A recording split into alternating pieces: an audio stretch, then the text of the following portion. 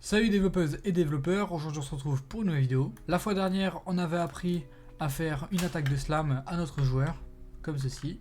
Ce qu'on va faire dans cette vidéo, c'est qu'on va faire le premier ennemi de notre jeu de plateforme. Ce sera un ennemi comme dans Mario Bros, qui va aller vers la gauche et la droite, et si on le traverse et qu'on n'est pas en train de l'attaquer, on meurt. Par contre, si on est en train de l'attaquer, du coup, avec le slam, il meurt.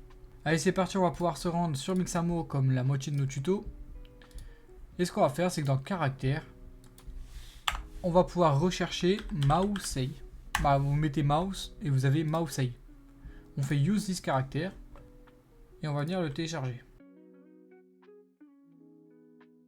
Ce qu'on va faire, c'est qu'on va venir le mettre dans notre dossier content, blueprint, et on va faire un nouveau dossier qui va s'appeler mouse. On va double-cliquer dessus et on va faire un clic droit, dossier, mesh. On va cliquer sur Mesh et là on va pouvoir importer notre personnage, sauf qu'on va le renommer. On va l'appeler mouse.fbx. Maintenant qu'on a notre personnage, il faut bien évidemment ses animations. Il va lui en falloir deux.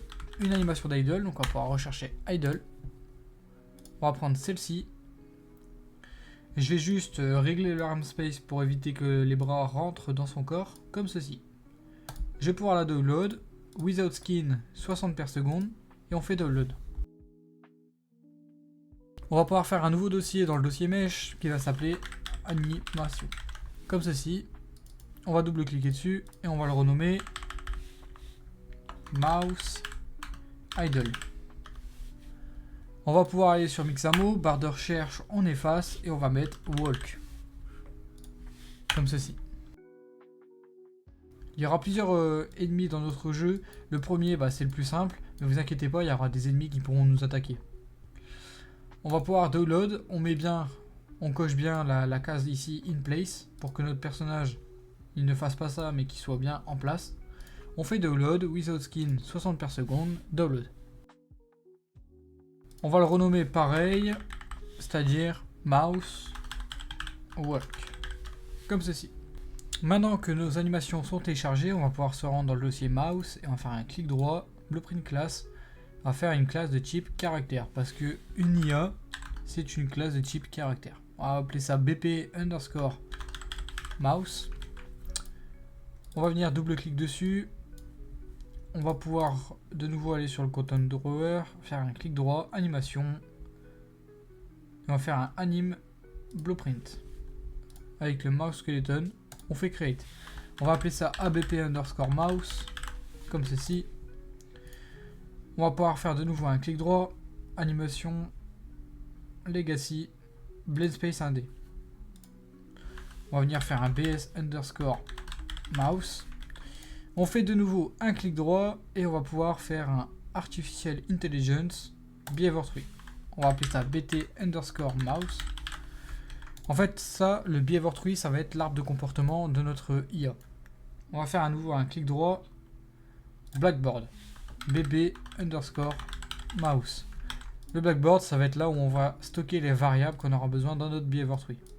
On va double-clic dans le behavior tree et là, on va bien sélectionner bb mouse. On va pouvoir faire de nouveau un clic droit, blueprint class, et dans all class, on va venir chercher AIC pour le AI controller. Le AI controller, ça va être le cerveau de l'AI. Donc de notre intelligence artificielle. On va appeler ça AIC underscore mouse. Et on va venir dans le BP mouse. On va cliquer sur BP mouse self. Dans la barre de recherche, on va taper AIC. Et on va sélectionner AIC mouse. On va faire compile and save. Maintenant, tout est à peu près bon. Ce qu'on va venir faire, c'est aller dans le AIC. Donc dans le cerveau de notre IA. Dans Event Graph. Au lancement du jeu, on veut faire un run behavior tree. Donc on veut lancer l'arbre de comportement qu'on a créé qui s'appelle btmouse. Voilà, comme ceci. On va pouvoir compile and save et quitter le AIC. Ça va nous servir plus à rien. Ce qu'on va pouvoir faire, c'est aller dans le btmouse maintenant et on va pouvoir faire le comportement de notre IA. On va pouvoir faire une nouvelle tâche. On va faire un nouveau folder. On va appeler ça task. On va double-clic dessus et notre name de task, on va appeler ça btt underscore move. Maintenant dans Function, on va pouvoir aller dans Override, Resize Execute AI. Ça va nous permettre de... En fait, dès que l'IA va exécuter cette tâche, on va pouvoir récupérer quelle est l'IA qui exécute et quelle est l'AIC qui exécute. On va faire un node, on met AI move to, comme ceci, voilà. Maintenant le pound, du coup, c'est le contrôle pound. La destination, et ce qu'on va faire, c'est qu'on va créer une nouvelle variable. On va appeler ça white. On va mettre l'œil pour pouvoir l'avoir dans le behavior tree. Et en fait, on va voir que quand on va glisser notre task BPP task, qui est ici move, ici on va pouvoir accéder à write. En fait, ça va nous permettre de, au mieux de créer une task qui va aller à gauche et une task qui va aller à droite, on va pouvoir en créer une seule. Et ici, en fait, si j'ai juste à cocher ça, et là, ça va à droite. Si je coche ça, le joueur, enfin la mouse, la souris là, elle va là à gauche. Donc maintenant, ce qu'on va faire, c'est qu'on va glisser cette white boolean là. Et on va faire un select int, comme ceci. Ce qu'on va faire maintenant, c'est que dans destination, on va faire make vector, comme cela. Et nous, en fait, on veut juste aller sur l'axe Z. Donc, ce qu'on va faire, c'est récupérer l'axe Z du pound control. Donc, on va faire un get actor location. Et en fait, on va faire un split, pardon, pas ceci, mais un split. Donc on fait clic droit, split struct pin. Et en fait, dans le Z, on va faire un add. Voilà, on veut ajouter à notre variable Z une valeur. On va le relier à Z. Et là, X et Y, on va les laisser comme ceci. On va faire un clic droit, to integer. Et on va pouvoir relier ceci. Du coup, la valeur A qu'on va vouloir avoir, en fait, c'est si white est sur vrai, donc on va aller à droite. Alors du coup, on va vouloir mettre plus 500. Par contre, si on va à la gauche, on va mettre moins 500. Si je récapitule, notre valeur notre booléenne qu'on va initialiser ici, si je la coche, alors on va ajouter 500 à la position de base du joueur, enfin de l'ennemi, et donc il va aller à droite. Par contre, si elle est sur false, donc on va aller à gauche, et on va mettre moins 500. J'ai fait une petite erreur dans la vidéo. Normalement, vous l'avez comme ça, l'axe Z. Mais en fait, c'est pas du tout l'axe Z qu'il faut changer, c'est l'axe Y. Parce que oui, la souris va pas aller vers le haut, mais elle va aller de gauche à droite, donc l'axe Y. Donc vous venez corriger cette petite erreur, désolé. Et l'axe Z, du coup, on va venir le mettre sur l'axe Z. Ce qu'on va faire, c'est que dans onSuccess, on va faire finish execute, et on va mettre success. Par contre, dans fail, on va faire CTRL-C, CTRL-V, on va relier fail, et on va mettre success, non. On compile and save.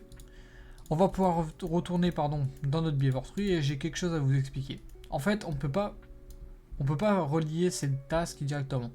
Il nous faut ce qu'on appelle une séquence. Une séquence, ça va être quoi? Imaginons que je mets un behavior tree, enfin notre BTT move, et que je veux faire par exemple play animation à la fin. Et en fait, la séquence, ce qu'elle va faire, c'est qu'elle va lire le BTT move, elle va jouer l'animation, BTT move, animation.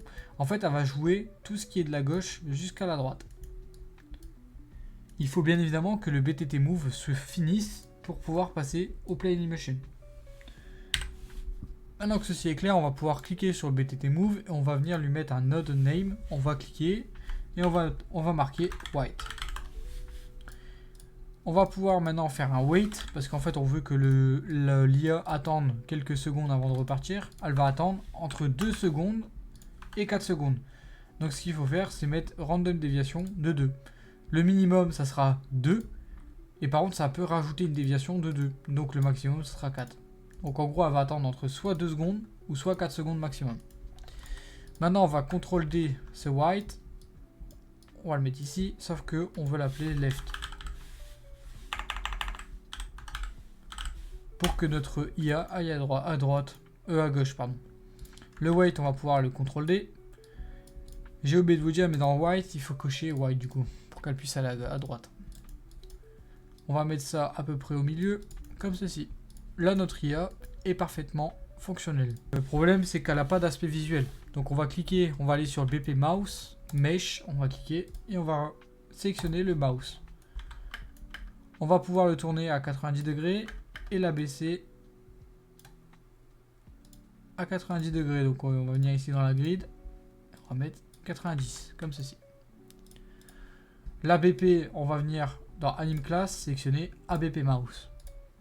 Maintenant que l'aspect visuel est fait et que aussi on a l'IA qui a été faite, donc l'intelligence on l'a faite, ce qu'il faut faire c'est les animations. Donc on va aller dans le Blend Space Mouse et en fait on va aller dans le BP Mouse, excusez-moi, on va aller dans Character Movement et en fait on va abaisser la vitesse de cette IA parce qu'elle va être beaucoup trop grande.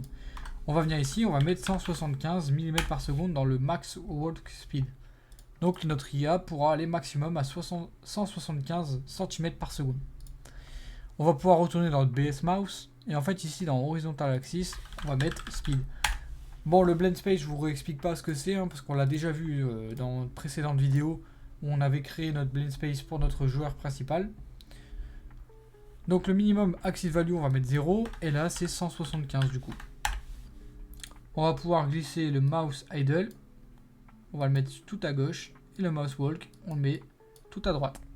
Maintenant que ceci est fait, il faut lui rajouter l'intelligence à notre BP pour qu'il puisse dire, bah toi tu vas aller, en fonction de la vitesse du joueur, tu vas aller soit sur le idle, soit sur le walk. On va aller sur l'anime BP pour ce faire, et dans la output pose, on va venir glisser un node et on va faire state machine, comme ceci. On va appeler ça default, voilà, et on va venir double-cliquer. Comme le player caractère, donc comme le joueur principal, on va faire pareil, on va glisser le BS underscore mouse et on va l'appeler locomotion. C'est exactement le même principe que ce qu'on avait fait pour le caractère, donc pour le joueur principal. Dans Entry, on va bien glisser sur locomotion et du coup là si on compile, on peut voir que l'animation, l'output pose, c'est locomotion pour l'instant. Du coup c'est idle. Pour l'instant, je dis bien pour l'instant parce que si on double-clique sur locomotion, on a la speed à renseigner. La speed, c'est ceci. Attendez, je vais vous faire voir. La speed, on est bien d'accord que c'est ceci. C'est cette variable-là, en fait. Du coup, en fonction de la speed, là, comme elle a 0, notre joueur est sur idle. Nous, on va vouloir renseigner la speed en temps réel. Donc, on va faire un clic droit, promote to variable, et on va laisser speed. Maintenant, ce qu'on va faire, c'est pouvoir aller sur Event Graph, et on va faire un clic droit, Begin Play. Au lancement du jeu, ce qu'on va vouloir faire, c'est récupérer notre BP Mouse, pour pouvoir la transformer en variable afin que on puisse y accéder n'importe où dans l'anime blueprint. Donc on va tirer le node et on va faire bp underscore mouse. L'object c'est le try-get-owner qu'on a juste ici, je l'ai juste récupéré pour le mettre sur object. Maintenant ici on va faire un clic droit, promote to variable. On a bien accès à notre classe bp mouse n'importe où dans l'anime bp. Donc ça c'est bon. Ce qu'on va faire maintenant, c'est qu'on va glisser le asBP mouse, on va faire un clic droit, convert to validated gate. Maintenant qu'on a accès à cette variable, en fait, on veut juste savoir si elle est valide parce que la première tick du jeu, en fait, elle ne sera pas valide cette variable. Donc on veut, pour éviter le message d'erreur, on veut savoir si elle est valide.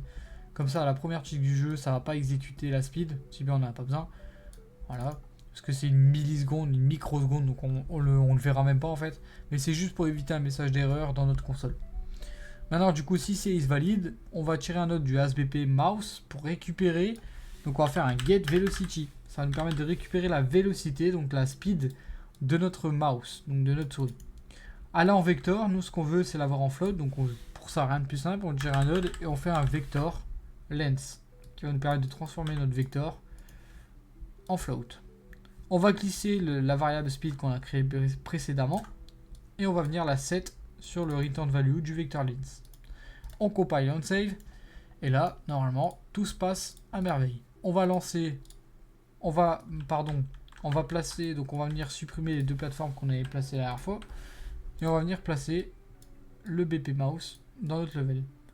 Et je vais venir mettre la localisation par défaut et je vais venir la mettre, on va mettre 50.